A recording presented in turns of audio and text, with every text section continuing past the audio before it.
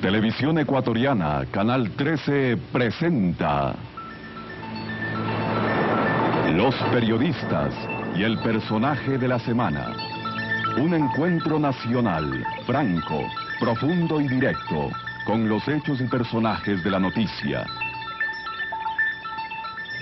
Una producción de imágenes y sonido para Televisión Ecuatoriana, Canal 13. Señores televidentes, buenas noches.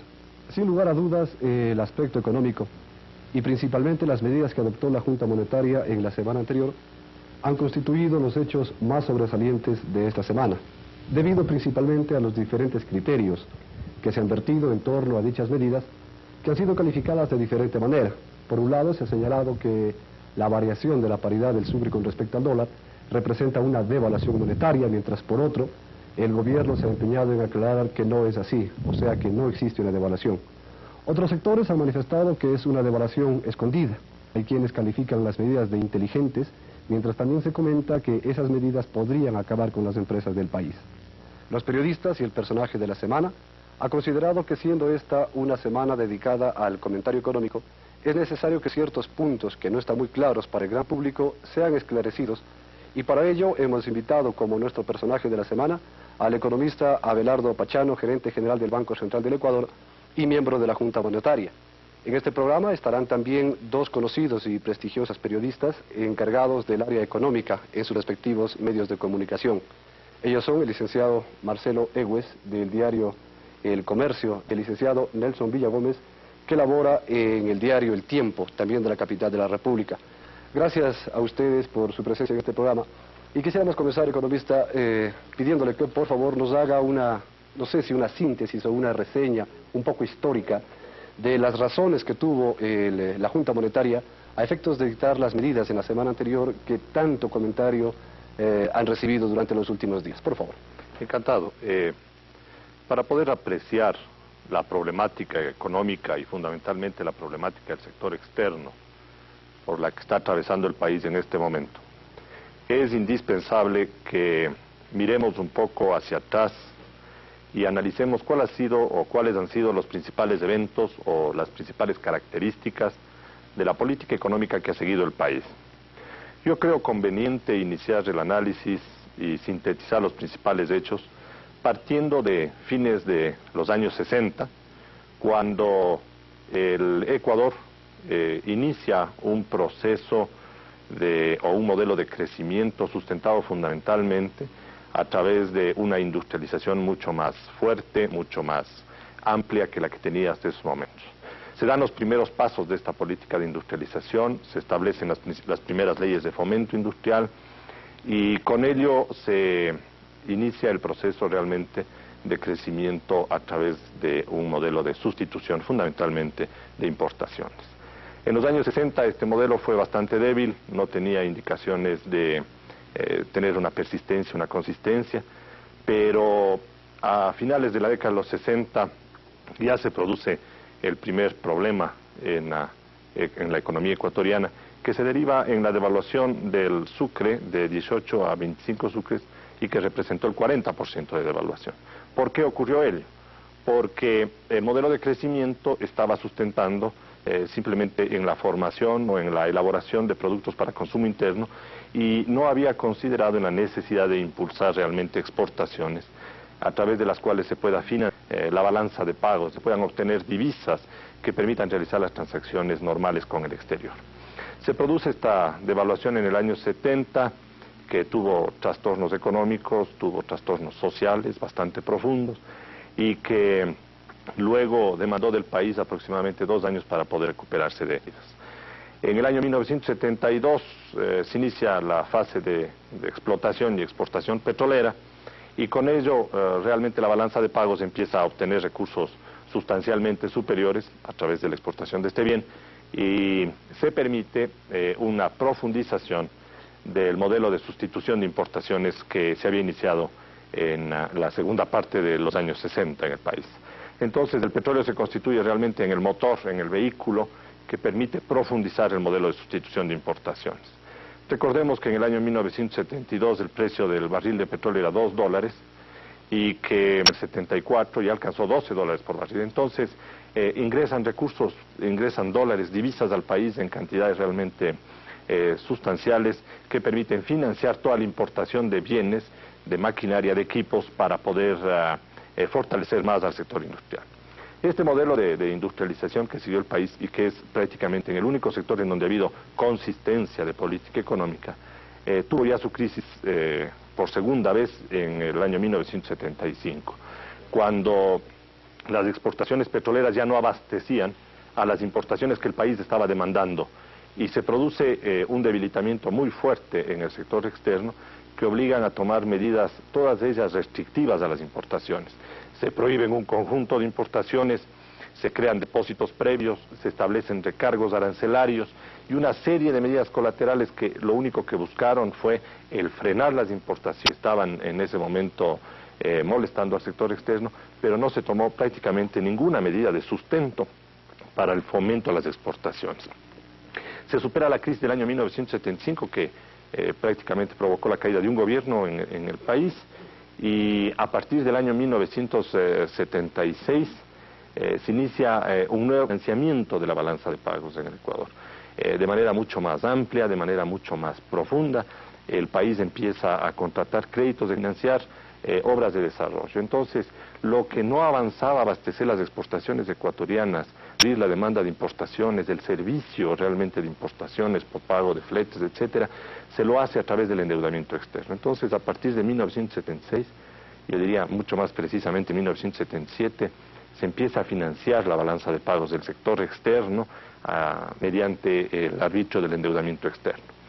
En el año 1979 se hubiera provocado ya otra crisis del sector externo de la economía ecuatoriana si no se produce nuevamente un incremento sustantivo de los precios.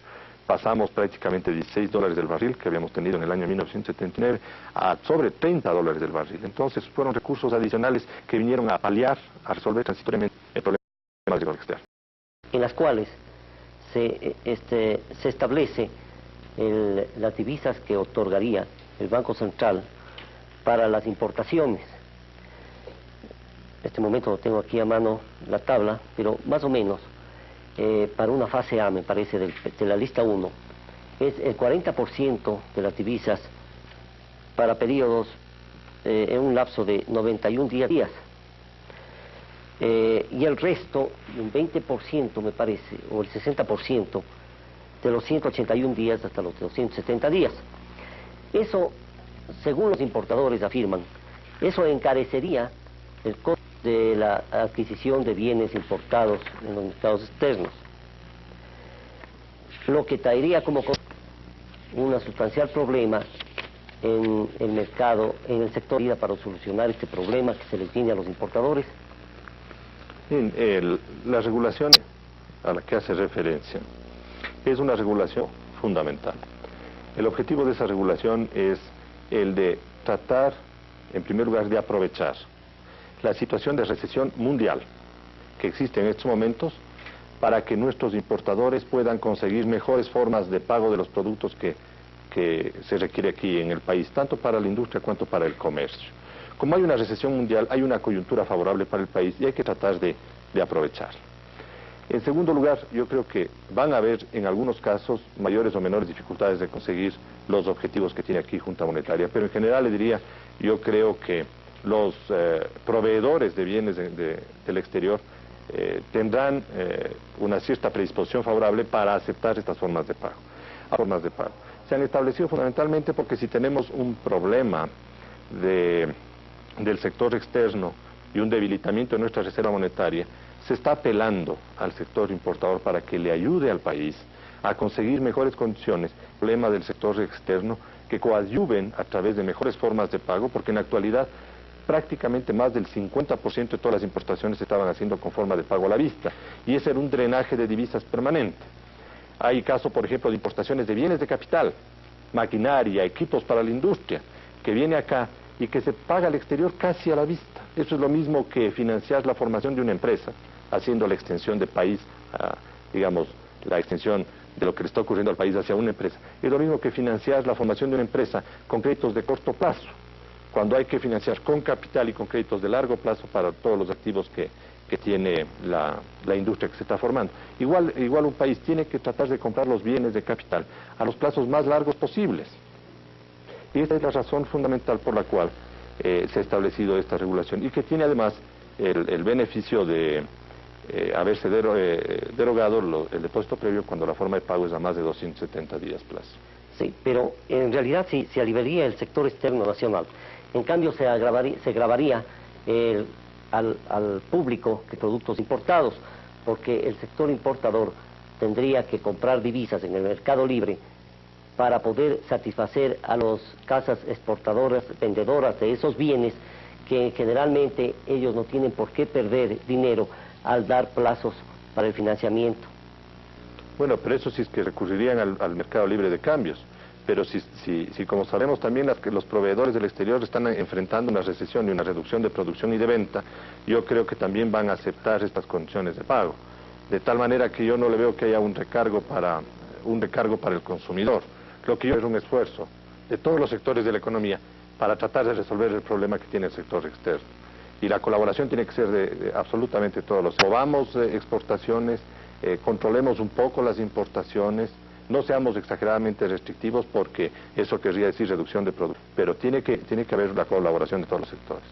En todo caso, señores televidentes, nosotros vamos a continuar luego de unos momentos analizando estos aspectos de interés para todo el país, ya que se relacionan pues con nuestra economía. Así es que en pocos momentos más.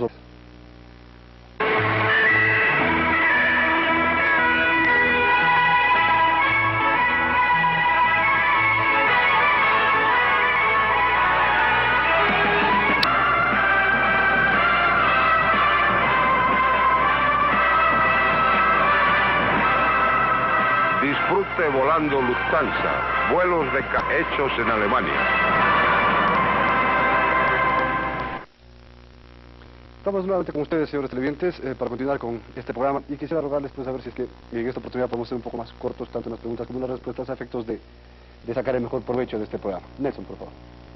Señor gerente, por el prurito de la semántica, pero sí ha inquietado a la ciudadanía en general que no se ponen de acuerdo en ciertos términos los sectores políticos, los centros de especialización económica de las universidades del país, los sectores productivos, han calificado las medidas de una devaluación, y el gobierno insistentemente lo ha estado negando que es devaluación.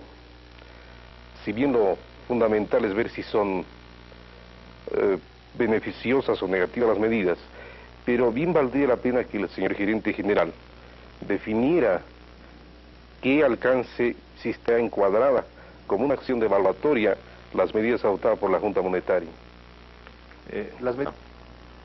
Dentro del campo cambiario, de acuerdo a las atribuciones que tiene Junta Monetaria para tomar este tipo de medidas, la tasa oficial de cambio no se ha modificado, y en ese sentido, al no haberse modificado, no se ha requerido ejecutivo correspondiente.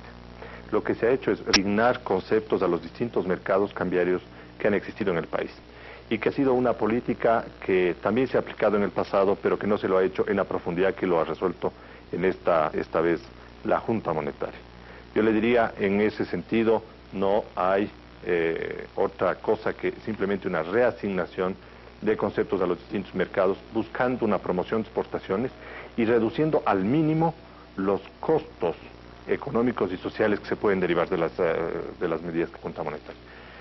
En este sentido, yo quisiera, a manera de ejemplo, citarle un caso que demuestra que medidas de más o menos igual propósito tampoco han sido, la mayoría de las veces, calificadas de devaluatorias.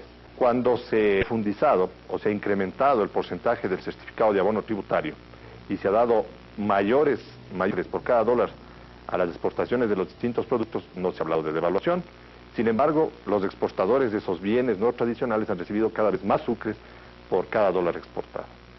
Cuando se han establecido recargos arancelarios que han hecho que los importadores demanden o necesiten más sucres por cada dólar que tienen que pagar del exterior, tampoco se ha dicho que es una devaluación. De tal forma que la medida cambiaria de reasignar mercados no de ninguna manera se la puede asimilar a una devaluación en el concepto tradicional como que ha sido comprendido en el país. Y precisamente para eso, y no tengan los costos sociales o las partes negativas que se provocan de una devaluación, es que la Junta ha tomado las medidas que son de conocimiento público. Con una devaluación, todas las obligaciones al exterior hubieran tenido que ajustarse a la nueva tasa oficial, y esto no ha pasado en este momento. El 60% de las exportaciones, que representan cuestiones petroleras, siguen a la tasa oficial. Los créditos públicos y privados que hay que pagar al exterior y que se registraron y vendieron en el Banco Central, se siguen pagando a la tasa oficial.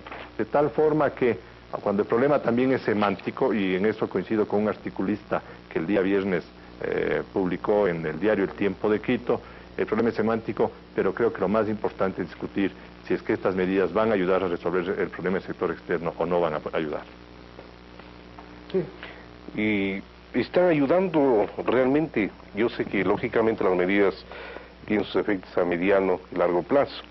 No obstante, en el momento actual el mercado cambiario está registrando un comportamiento algo inusual. Cuando se dieron a conocer las medidas de la Junta Monetaria, el mercado libre de cambios comenzó a registrar una baja en cuanto a la cotización del dólar. No obstante, no han pasado unos cuantos días y otra vez comienza a repuntar una tendencia alcista de la cotización del dólar. Esto está reflejando tal vez la efectividad o la eficiencia de las medidas de la Junta Monetaria, o a qué factores se deben. Sí, porque el dólar está prácticamente a 40 sucres de cerrado en la semana en Guayaquil. El problema es que está atravesando por un momento, yo diría, de exagerado nerviosismo. Cualquier tipo de declaración, cualquier tipo de información ocasiona un cambio radical en el comportamiento del mercado. Yo diría que son factores fundamentalmente de inestabilidad en las transacciones del mercado libre lo que están derivando en ese comportamiento errático, porque hay días que caen 2, 3 sucres y hay días que vuelve a subir nuevamente con fuerza las transacciones en el mercado libre.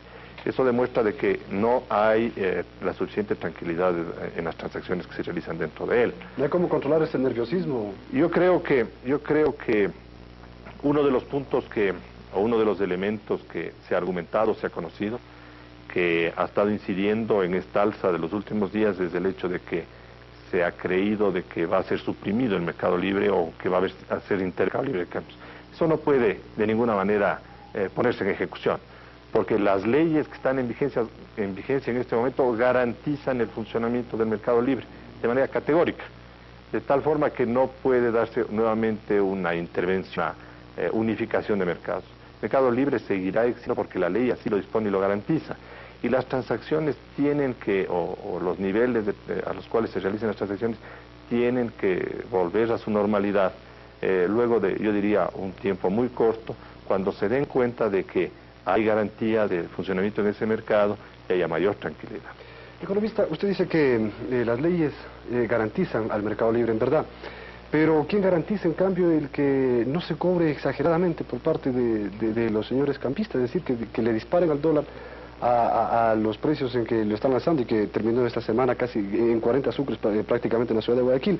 De otro lado, usted anotó que la tasa oficial de cambio no ha variado, ¿verdad? O sea, que su concepto, el concepto de la Junta Monetaria no es inflación.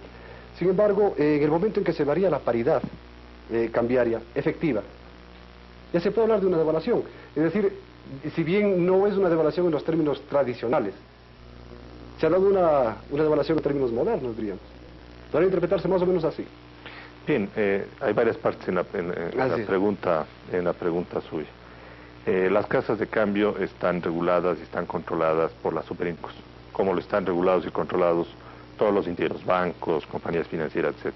Y le corresponde a la Superintendencia de Bancos establecer una política de control a fin de garantizar a los demandantes, los oferentes de divisas, un tratamiento que sea justo y equitativo y evitar ganancias excesivas por parte de los cambistas en el país.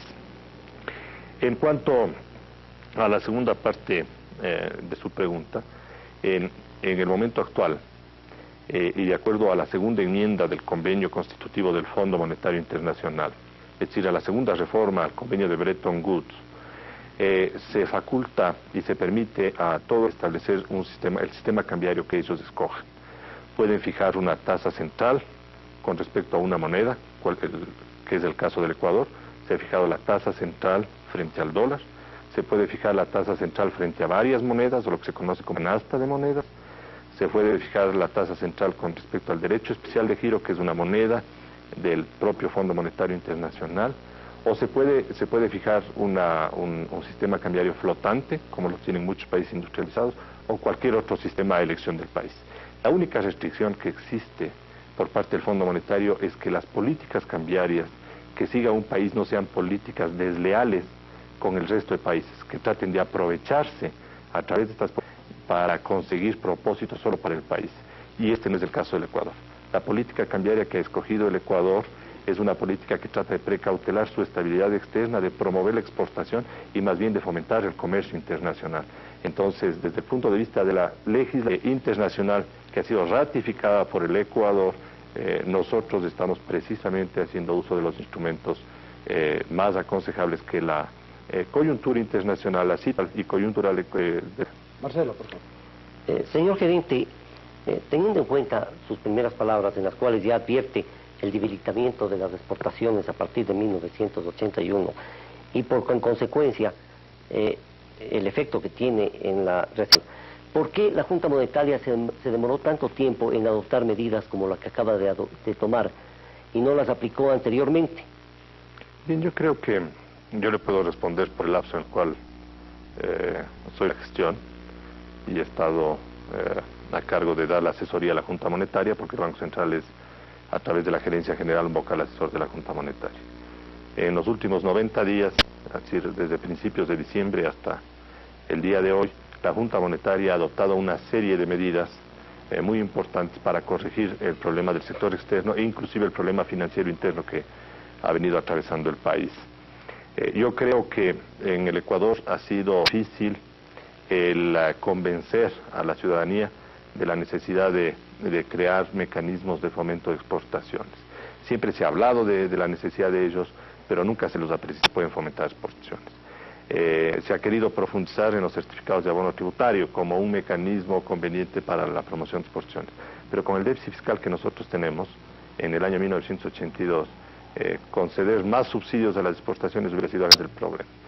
De tal manera que, en vista de toda la situación económica global, la Junta Monetaria adoptó por este conjunto de medidas en el momento en que ya consideró que la situación realmente ameritaba la adopción. Pero también anteriores que eran también precautelatorias del sector externo. No nos olvidemos de que está prohibida la importación de una serie de bienes, entre otros automóviles. Se ha puesto bajo el sistema de trueque otro tipo de bienes, el caso por ejemplo de licores, que no están prohibidos sino que están bajo el sistema de trueque y que por lo que he conocido extraoficialmente por la prensa, ya Inglaterra, que ha sido un país que nos ha comprado muy poco en los últimos 10 años, ya empieza a adquirir productos ecuatorianos para licores al país. ¿Pero hay congruencia en todas las medidas? Por supuesto, porque se ha tratado de mantener una política selectiva de importaciones que no provoque una restricción de producción, sino que elimine por lo menos una propensión a consumir bienes que no son esenciales en el país, porque aquí se ha estado importando absolutamente todo tipo de bienes y cuando uno entra a un supermercado o a cualquier sitio encuentra cualquier cantidad de bienes importados. Entonces había que hacer una racionalización de la política de importaciones. El margen de tolerancia de las importaciones, que antes era el 20% sobre el valor, al 10%, como una medida también complementaria. Ahora se han adoptado medidas más bien en el sentido positivo de promover exportaciones, tratando por todos los medios de que salgamos nosotros de este estancamiento de exportaciones que por supuesto no se ha provocado en el año 1981, sino que se viene arrastrando desde 1972, como yo había citado hace un momento las cifras. E inclusive se ha pedido al sector importador que tenga una forma de pago mucho más conveniente. Ahora, ampliando una pregunta anterior, yo quisiera decirle que, por ejemplo, los bienes esenciales como los productos alimenticios, los productos farmacéuticos, los combustibles, no tienen ningún tipo de forma de pago, y esos constituyen los bienes fundamentales para el país, para el consumo, y inclusive son los que nosotros les hemos dado, a través de Junta Monetaria, por la resolución de ella, un tratamiento. Y en los bienes de lista 1, segmento A, que son los más esenciales, apenas el crédito del exterior de proveedores que se solicita son 91 días, porque el 40% se puede pagar a la vista, y prácticamente en la lista 1, en tanto en el segmento A, pagar a la vista un porcentaje, y en el segmento A, que son los bienes más importantes, donde está, por ejemplo, semillas, se puede pagar 40% con forma de pago a la vista y el 60% restante a 91 días. Lo que estamos pidiendo es, yo diría, que consigamos un crédito razonable, conveniente, y todavía yo le diría algo que nosotros consideramos que es lo prudente, lo conveniente, y que lo podríamos nosotros obtener de los proveedores del exterior. Pero al respecto hay una inquietud. Por ejemplo, en la prohibición de artículos como el whisky, licores, por ejemplo, que es un renglón en que más produce ingresos al fisco. Si no estoy más, son alrededor de 550 millones anuales. Esto no propicia el contrabando, por decirle un ejemplo, de un artículo. Hay diversos artículos como los electrodomésticos, que es un contrabando permanente aquí en Guayaquil. No propicia el contrabando, en primer lugar, al eliminar, al subir los aranceles, o en este caso, es decir, al prohibir la importación de este artículo. Se propiciaría el contrabando y al mismo tiempo bajaría los ingresos fiscales. En segundo lugar, yo creo que en alguna parte, al referirse a los automóviles, hay contradicción. Por ejemplo, se prohíben vehículos, no esta vez, sino en una vez pasada, ya en una resolución anterior de la Junta Monetaria, vehículos de 8 cilindros, y sin embargo se autorizan a que estos mismos vehículos se armen aquí en el Ecuador por consumir más gasolina, más combustible. Entonces yo creo que hay cierta contradicción. En cambio se prohíben vehículos como los vehículos pequeños, que son de servicio útil para los ciudadanos. Bien, yo quisiera aclararte que no está prohibida la importación de licores. No está prohibido, está bajo el sistema de trueque. Y le mencionaba hace un momento que ya se están haciendo adquisiciones o exportaciones, entiendo que son de banano, a través de las cuales se va a poder importar licores. De tal forma que no es que están los licores prohibidos. Los electrodomésticos tampoco están prohibidos. Están simplemente con licencia previa del Ministerio de Industria, Comercio e Integración. Es decir, en esos términos no hay una prohibición. De hecho, por la especulación se puede provocar algún aumento en actividad ilícita, y habrá que, a través de los organismos de gobierno, deberá impulsarse un control mucho más estricto. Pero si es que nosotros obtenemos que, por ejemplo, Inglaterra, en el caso de los licores, nos empiece a comprar productos ecuatorianos, y con ello podemos seguir importando licores, el fisco no va a perder ingresos, y en segundo lugar hemos impulsado las exportaciones, que es la idea fundamental en esa medida. En cuanto a lo de los vehículos, yo le diría que la medida que tomó la Junta Monetaria con las recomendaciones adicionales trató de ser lo más consistente, lo más simétrica posible, porque a la vez que prohibió importaciones de vehículos, de automóviles y todo tipo de vehículo liviano, con excepción de los jeeps, también limitó sustantiva o pidió a la Comisión Nacional Automotriz que se limite la importación de partes armarse en el país. Por cierto que todavía se están aquí armando vehículos de 8 cilindros, y entiendo, eso con el Ministerio de Industria, Comercio e Integración, entiendo que hay un convenio ya firmado con la firma ensambladora para que esos vehículos solo sean de 6 cilindros en el futuro. De tal manera que se ha tratado de equilibrar tanto el comercio de importación de vehículos, buscarle un equilibrio en las dos actividades, y el nivel arancelario de partes y piezas para el ensamblaje en el país también fue incrementado y colocado en el mismo nivel de los vehículos terminados.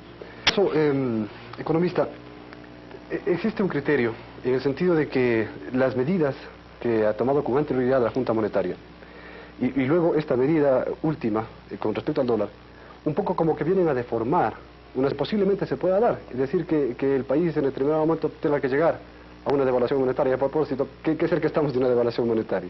Yo le diría que ya las medidas cambiarias terminaron. O sea, ¿usted no ve ninguna alternativa para una devaluación monetaria? Ya. De manera que le diría yo que no. Yo creo que la Junta Monetaria ha escogido la alternativa más conveniente para los intereses del país, y nosotros esperamos obtener algún resultado positivo de ellas. Ya. En todo caso, a lo que yo iba es que estas medidas un poco como que no están dando los resultados que ustedes pretendían. Porque, por ejemplo, el sector exportador del banano está solicitando, y creemos que con razón, para fomentar la exportación del banano, que se eleve el precio Es decir, que para ellos no es suficiente las medidas, el dólar de exportación al precio que le está dando la Junta Monetaria. O sea, desde ya estamos viendo que un poco no tiene el resultado que ustedes querían. Bueno, yo le diría que es muy temprano como para analizar las consecuencias y los resultados de las medidas. Son apenas 10 días, creo yo, de lo que se tomaron. Y todavía estamos en la discusión respecto a las medidas. Usted bien mencionaba al empezar el programa que era muy débil, para otra muy conveniente. Es decir, hay distintos criterios sobre la efectividad de las medidas, todos criterios respetables, por supuesto. Nosotros creemos que hay que tener o esperar un tiempo prudencial en los resultados, pero han existido circunstancias muy claras que a nosotros por lo menos nos dan la expectativa de que vamos a lograr impulsar exportaciones. Por ejemplo, es conocido de existencias de café. Los exportadores y los productores de café decían que tenían para exportar más de 3 trimestres y que la consecuencia de esto era que si no había un aliciente a las exportaciones, los productores de café no iban a tener quien les compre su producción y ahí hubiéramos tenido un problema social extremadamente grave. Con esta medida se espera que salgan esos stocks hacia aquellos mercados que no están dentro de la Organización Internacional de Café, que tienen un precio ligeramente inferior. Entonces se puede salir de esos stocks y garantizamos que a los productores les van a comprar el café de la cosecha que se avecina. En el asunto del banano, si es que realmente una medida de impulso de exportaciones se conocía por fuentes especializadas de que iba a haber una reducción significativa en la exportación de banano. Y ahora nosotros hemos podido conocer de que realmente toda la producción bananera puede salir en las nuevas condiciones.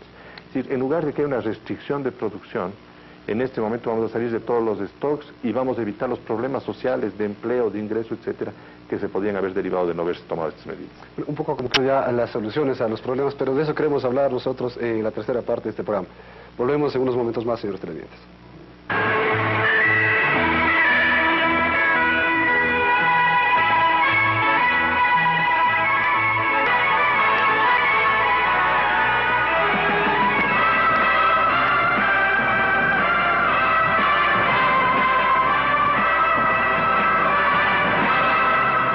Disfrute volando Lufthansa, vuelos de calidad hechos en Alemania.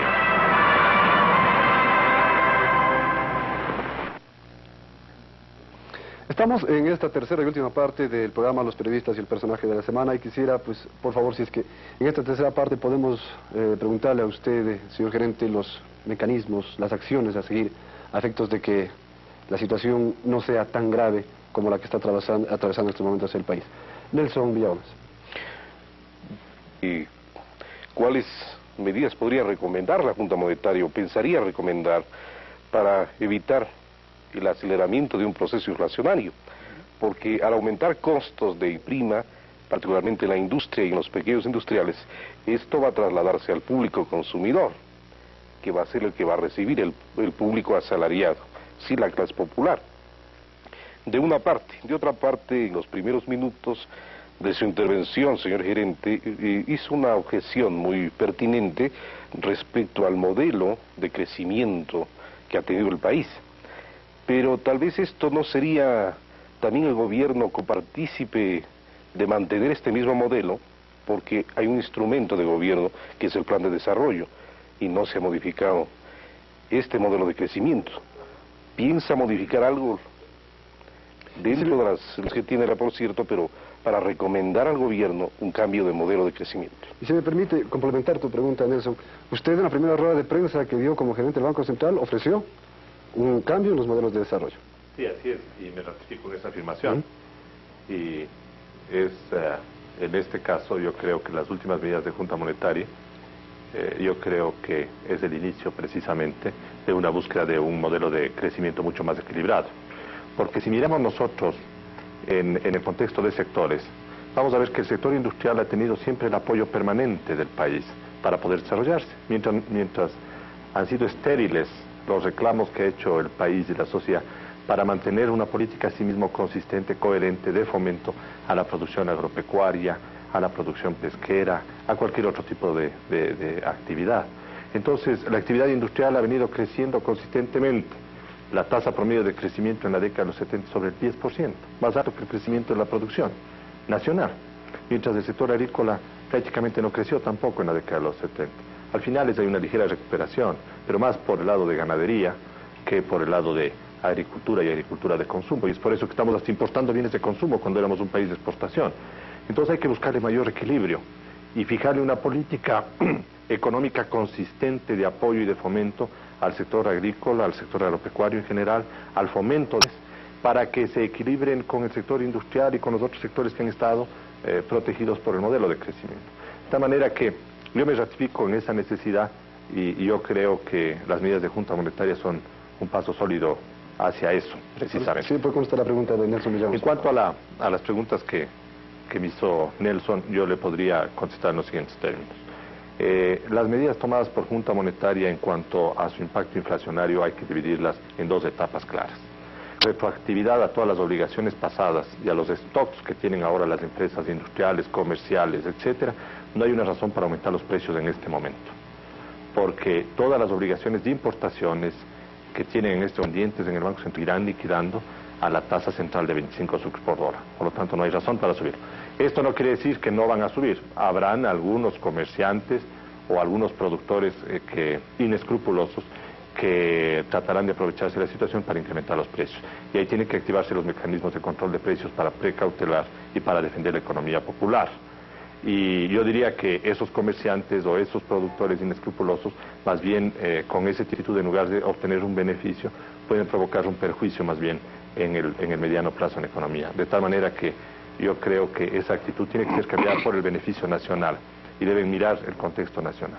Luego de mirar esta etapa, hay la segunda etapa, los nuevos bienes que van a entrar acá al país. ¿De qué encarecimiento estamos hablando nosotros? Y hablemos de los bienes de consumo popular, no de los bienes de consumo selectivo por las clases medias, altas y altas.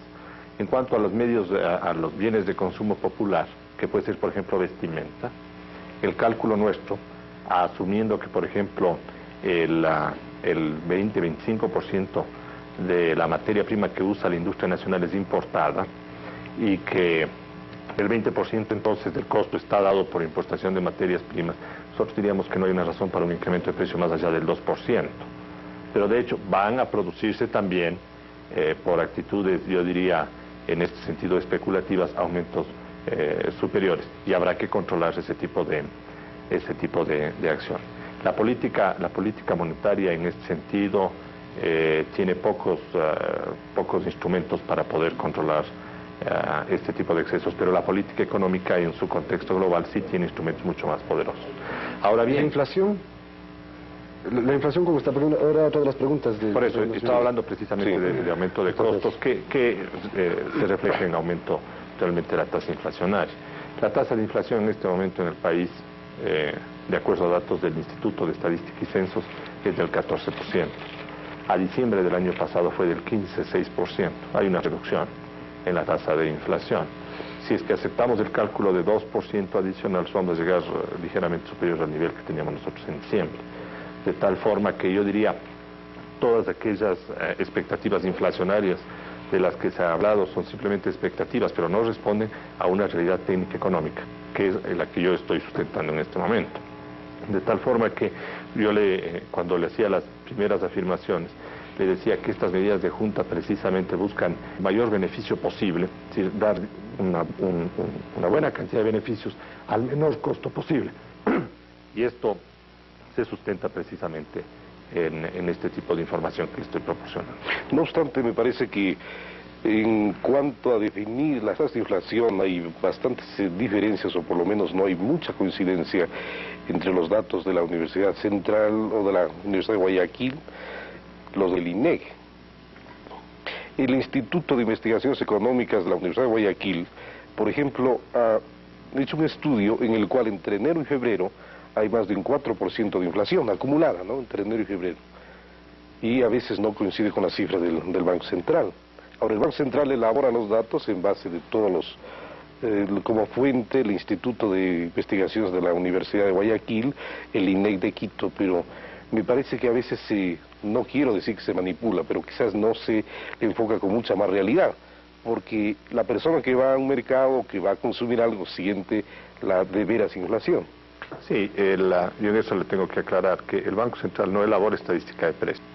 Lo único que hace es obtener información de estadísticas de precios que se producen en el Instituto Nacional de Estadísticas y en los institutos de investigaciones económicas de las universidades del país, fundamentalmente Quito, Cuenca, Guayaquil y Puerto Viejo. De tal forma que nosotros lo único que hacemos es recopilar esa información y presentarla en términos del índice, que por cierto también ya es definitivamente elaborado en el Instituto Nacional de Estadística y Censos. Nuestro papel, y en esto yo creo que debe ser así, no nos corresponde hacer estadísticas y elaborar estadísticas de precios, precisamente porque nosotros formamos parte del organismo que debe proponer una política monetaria, y no puede el mismo organismo autoevaluarse en cuanto al financiamiento de la inflación. Ahora aquí, al hablar de inflación, es bien importante que distingamos tres elementos fundamentales que trabajan en inflación. Una inflación monetaria, cuando tenemos nosotros excesivos medios de pago, es decir, de dinero en la economía, y que también provoca deterioro en el sector externo por precios, y otra parte sale por importaciones. Una inflación derivada de aumento de las importaciones, por ejemplo, aumenta el precio de la materia prima, digamos, de los textiles en el exterior, también se produce un encarecimiento de los precios internos, y una inflación propiamente estructural debido a una mala política de producción o a una insuficiente producción nacional. En el caso del país, por ejemplo, si no ha habido un aumento de producción agrícola en la última década, o más precisamente del 72 al 78, de hecho había que importar bienes, y los bienes importados, aun cuando sean alimenticios, son mucho más caros. Y como hasta que llegue la importación se produce un proceso, aumentan significativamente los precios. Entonces, la inflación se produce por insuficiente producción, por efectos de la situación externa a través de aumento de los precios, y por la política monetaria. Señor Teniente, igual como lo acaba de decir tan concreta y claramente, cuáles han sido los aspectos en la inflación, quisiéramos saber cuáles son los factores que ocasionaron la baja de la reserva monetaria durante el año pasado. Una pregunta. Y en segundo lugar, existen actualmente 5 tipos de interés de cotización de dólar, 5 tipos de cotización de dólares. El de 25 sucres, el dólar, el de 28, 18, por la lista 1, sobre el 40 y 60%, de 30 sucres, de 30 a 30 y el de mercado libre. Esta de la cotización no afecta al país frente a las operaciones y a las relaciones internacionales con las diversas entidades, especialmente el Fondo Monetario Internacional. Bien, empezando por la segunda pregunta, el país ha profundizado un sistema de cambios múltiples. Lo tenía ya desde hace algún tiempo, y el sistema cambiario del país es muy sui generis. En alguna oportunidad afirmaba que solo hay 2 países en el mundo que tienen un sistema cambiario más o menos parecido, y es Bélgica y Ecuador, porque en Bélgica y Ecuador se da un mercado libre y un mercado oficial. En el resto de países o hay solo mercado libre con monedas flotantes, o hay solo mercado oficial. Si vemos nosotros el caso de América Latina, muchos países tienen solo un mercado oficial. Es decir, en cambio nosotros tenemos mercado libre y mercado oficial. Y como consecuencia de que hay solo 2 países en el mundo con este sistema, que son, y repito, Bélgica y Ecuador, en el directorio del Fondo Monetario Internacional siempre ha habido un debate permanente respecto de que esto es o no un sistema de cambios múltiples. Y el Fondo Monetario no se ha podido poner de acuerdo en calificarnos como país con tipo de cambio múltiple o como un país con tipo de cambio unificado. Ahora, que tenemos 5 tipos de cambio, yo diría, y que teníamos antes igual o tal vez mayor número de tipos de cambio, porque si nosotros consideramos las cotizaciones con tipo de compra y venta, podemos hacer un abanico enorme de tipos de cambio. Entonces, yo diría, en este momento hay básicamente el tipo de cambio oficial, el formal, oficial del Pero país. aquí hay 4 oficiales. No, 25 sucres es el oficial. 28, 18, 30 y 30, 30. No, porque es 25, es 30 y es el tipo de mercado libre. Ahora, cuánto le cuesta al importador es otra cosa, pero como tipos de cambio, el oficial, que es 25, el tipo de mercado libre del Banco Central, que es 30, y el tipo de mercado libre, digamos. ¿Cuántos habían anteriormente? Y me voy a referir, por ejemplo, al año 1979, cuando el Banco Central compraba y vendía divisas para turistas. porque hacíamos esa operación que ahora está prohibida. El oficial, 25. El tipo de cambio para turistas, 27.20. Recuerdo, porque estuvo año y medio ese tipo fijo ahí, 27.20. El tipo de mercado libre, que era 28, 27, 29, lo que daba las transacciones y el resultado de oferta y demanda. Entonces antes estaban igual, los tres tipos. Ahora lo que se ha hecho es simplemente reasignar conceptos a los mercados. Es decir, se sacó del mercado oficial el 40% de las exportaciones, si las no petroleras, y se le puso en el mercado libre del Banco Central, que ya ha venido operando desde hace mucho tiempo. Se tomó una parte de las importaciones y se los puso allá, en el mercado libre del Banco Central. Ahora hay criterios, hay personas que dicen que por qué no se liberalizó de una vez las exportaciones al mercado libre, propiamente dicho. ¿Qué hubiera ocurrido? Si se mandaban todas las exportaciones no petroleras al mercado libre, había también que mandarle al mercado libre las importaciones. Y con las variaciones que se producen, o con un control de oferta de divisas, por parte de un grupo de exportadores, no digamos que la generalidad, sino un grupo de exportadores, que controlan la oferta de divisas, podían haber ocasionado graves trastornos en toda la industria y en toda la actividad de transformación que tiene el país, porque para poder importar hubieran tenido que avenirse a la cotización que le fijen un grupo de exportadores. Bueno, pero ¿cómo han tomado ustedes la serie de críticas que se han lanzado de diferentes sectores? Yo lo tomo como lo debo tomar en mi calidad de gerente del Banco Central, todas ellas con el debido respeto y consideración. Debo analizarlas detenidamente, porque cada una de ellas proviene de un sector importante del país. Lo que yo creo que en este caso, y por el tema y la delicadeza que tiene, no debemos hacer una discusión política. A mí no me corresponde además hacer una discusión política, pero por la delicadeza que el tema tiene debemos hacer una discusión técnica del mismo. Si es que hay personas que creen que este conjunto de medidas no es la más aconsejable o aconsejada, deben proponer otras. Y deben decir, en lugar de hacer esto, ¿qué debía haberse hecho? Por ejemplo... ¿Usted está solicitando? No. ¿Puede solicitar a través de este programa que los sectores apoyen con su criterio? Pues si desean expresar alternativas de política que nos ayuden a resolver el problema, serán bienvenidas esas alternativas. Estamos abiertos completamente al diálogo en el campo técnico, que es el que me corresponde a mí actuar. De tal manera que si proponen otras alternativas que sean convenientes, que sean complementarias o que sean sustitutivas y todo, pero alternativas todas ellas formales y reales, son bienvenidas para la discusión, pero siempre en el campo técnico y no en el campo político. Muchas gracias. Yo le había... ¿Alguna otra cosa? Sí, me faltaba una contestación. A ver. Sobre los factores que afectaron la Reserva Monetaria. Perdón, había y a propósito, el dato es correcto. Se dice que la Reserva Monetaria Internacional ha disminuido de 21.000 millones a 13.000 millones. ¿Es cierto ese dato? Sí, así es, en el transcurso del año 1981, aproximadamente es así. Ya. Ahora, ¿cuáles son los principales factores que han afectado la reducción de la Reserva Monetaria Internacional? Primero, el incremento del servicio de la deuda externa, pública y privada. Yo le había dado el dato que son 300 millones de dólares adicionales que hubieron que pagar en 1981 frente a lo que se pagó a 1980, y son 500 millones frente a 1979. Entonces, un elemento es incremento del servicio de la deuda externa. Segundo, fue que el sector importador venía acelerando los pagos de los permisos de importación.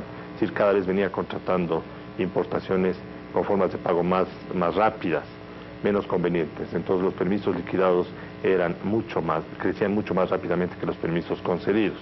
Entonces había un aceleramiento de las formas de pago de los permisos de importación. En tercer lugar, el sector privado, que había alcanzado un nivel de endeudamiento externo significativo, en lugar de mantenerse a nivel de endeudamiento, empezó a pagarse y a sacar recursos del país al exterior. Entonces yo diría que son los tres elementos fundamentales para la reducción de la reserva monetaria, con el agravante de que no se impulsaron las exportaciones, se mantenieron más o menos estancadas. ¿Y la intervención del mercado libre y la intervención del Banco Central en el mercado libre de cambios afectó en algo el año pasado? Sobre eso se ha discutido tanto, se han dado tantas cifras, tantos indicadores sobre cuál fue el monto de la ampliación de la intervención del Banco Central.